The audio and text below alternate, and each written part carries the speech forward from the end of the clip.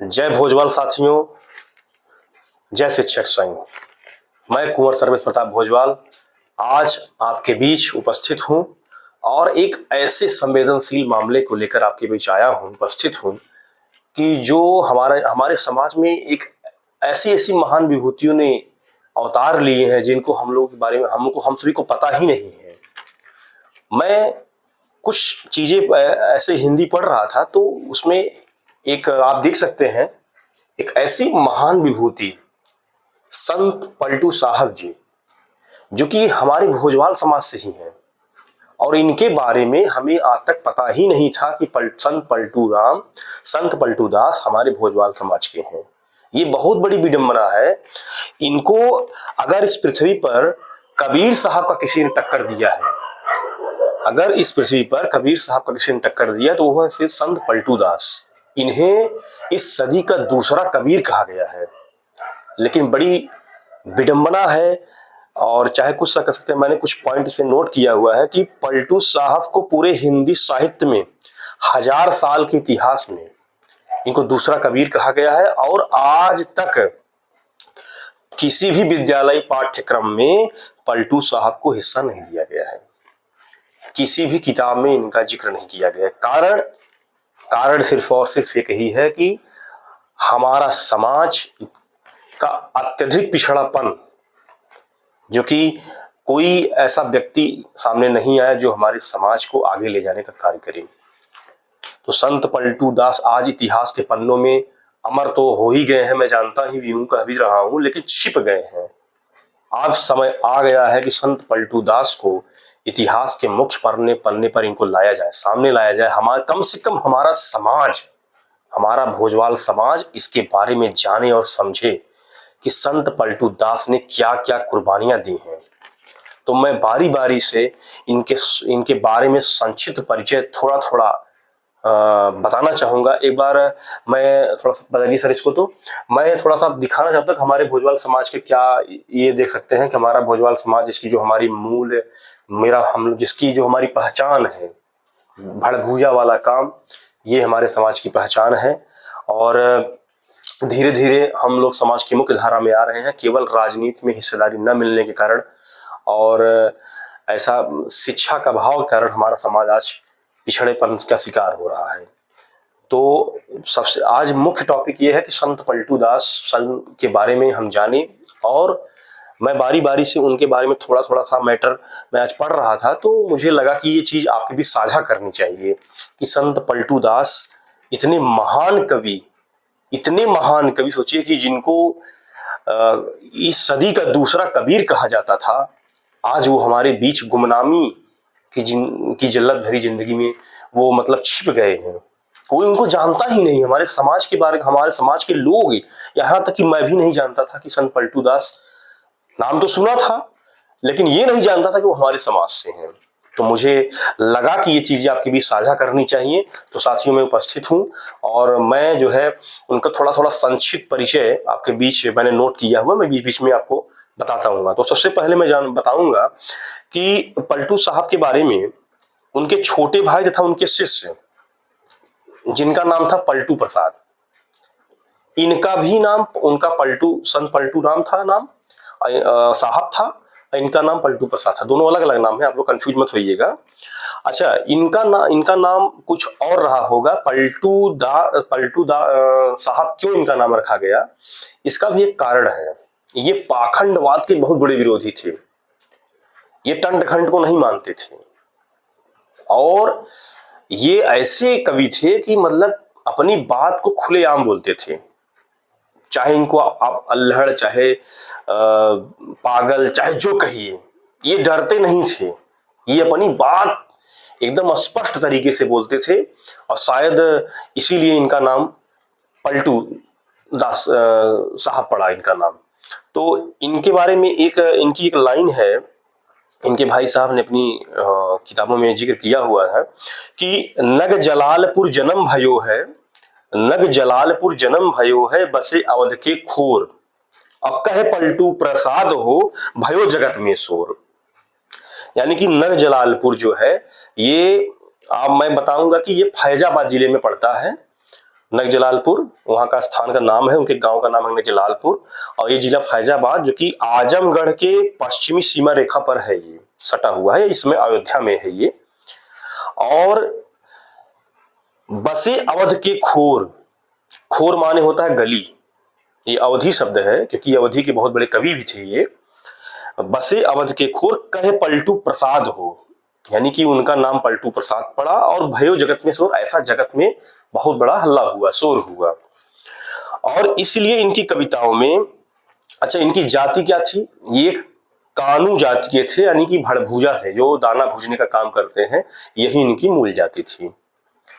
और इनकी कविता, जैसे कबीरदास की कविताओं में क्या होता है कि वो जुलाहा शब्द का और वाराणसी का, मगहर का, तमाम चीजें देखने सुनने को मिलती है। उसी तरीके से इनकी जो कहानी कविताएं हैं, उनमें जो है अपनी समाज की, चाहे वो भड़भूजा समाज हो, भोजवाल समाज हो, और यह अवधी चीज, जो इस सारा चीज जो है उनकी कविताओं में देखने सुनने को मिलता है। तो इनका प्रचार केंद्र जो है अयोध्या था, ये अयोध्या में ही रहते थे। और यहाँ पे मैं बताना चाहूंगा कि इनकी एक अगली लाइन है कि शहर जलालपुर मूड मुड़ाए, शहर जलालपुर मूड मुड़ाए, अवध तोरी कर धनिया। यही कारण है कि इन्होंने अपने गांव जलालपुर यानी अयोध्या में इनका जो है सिर मुड़ा दिया। और अवध तोरी कर धनिया, उन्होंने जनेऊ भी तोड़ दिया। यही कारण है कि इनका नाम पलटू प्रसाद इनका नाम पड़ गया।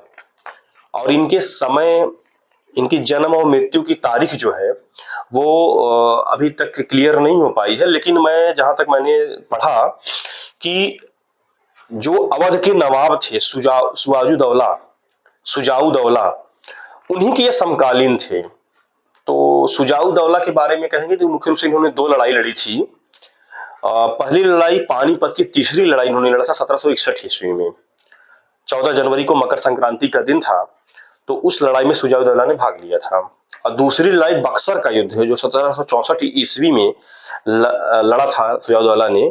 तो आप अंदाजा इस बात से लगा सकते हैं कि पलटू प्रसाद का जो जन्म था उसी समय का है। और 18वीं शताब्दी के उत्तरार्ध के आसपास इनका जो है समकालीन, जो इनका जन्म के आसपास देखने गेस कर सकते हैं आप।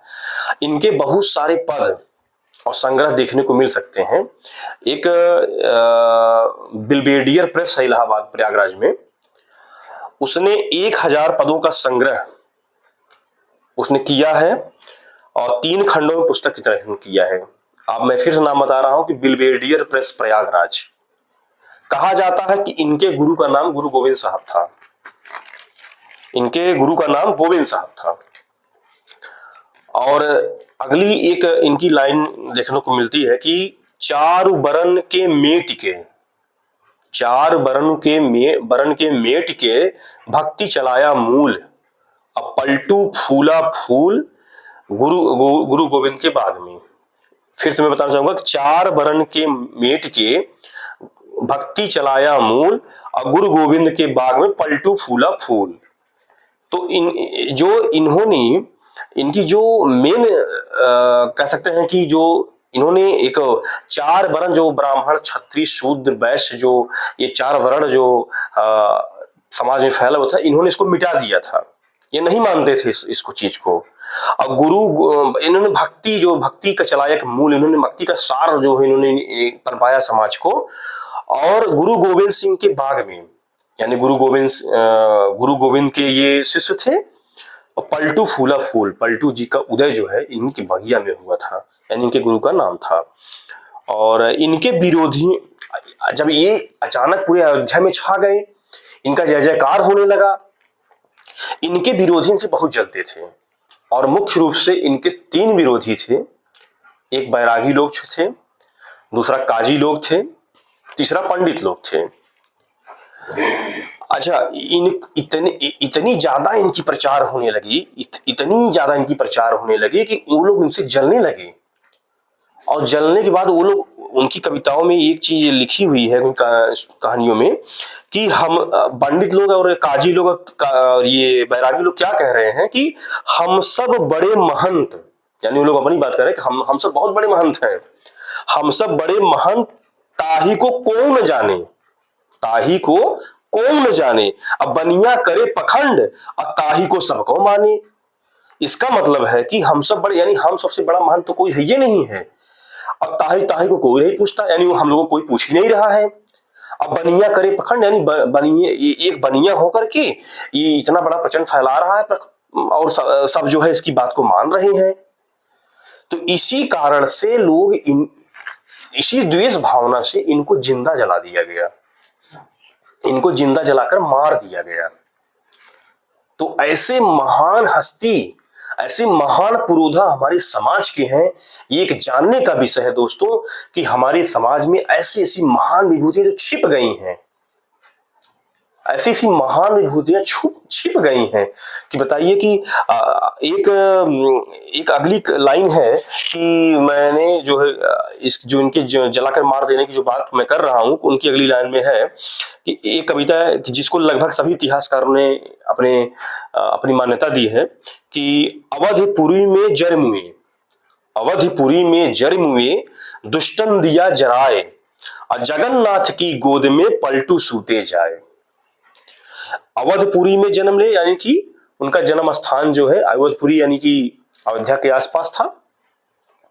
दुष्टन दिया जाए, दुष्ट लोगों ने उनको जला दिया, और जगन्नाथ की गोद में, जगन्नाथ जो उड़ीसा वाले जगन्नाथ की मैं बात नहीं कर रहा हूं, ये जगन्नाथ जो है दोस्तों, ये जगन्नाथ आपके अयोध्या में ही है, उस जगह का नाम क्लियर नहीं हूं कि कहां पर है। पलटू सूते जाए, देखो पलटू जो है सोते हुए जा रहे हैं स्वर्ग की ओर। तो ये उनकी कविताओं में देखने को मिलता है।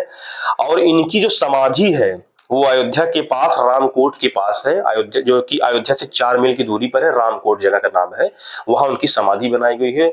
तो दोस्तों हमारा ये फर्ज बनता है कि हम पलटू प्रसाद जी के बारे में जानें, उनको समझें।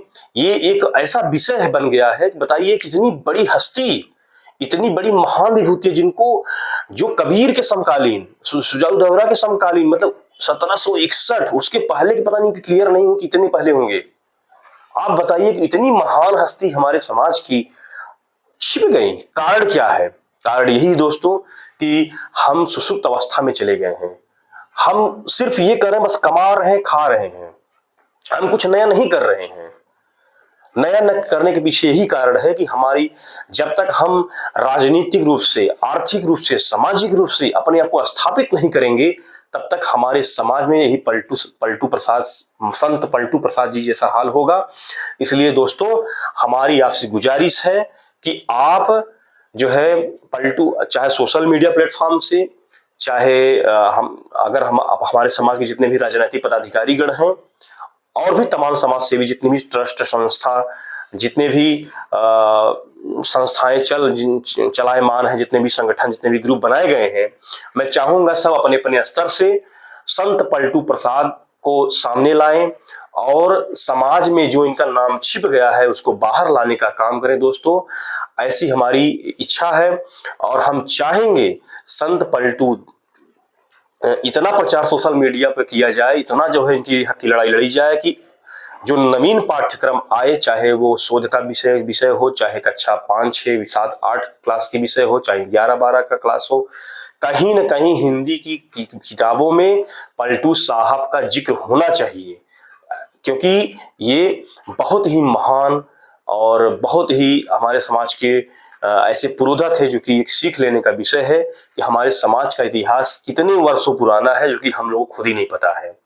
तो बस इतना ही मैं कहना चाहूंगा अपने समाज के लोगों को, आप लोग जागृत होइए, संगठित होइए और अपने समाज को जगाइए।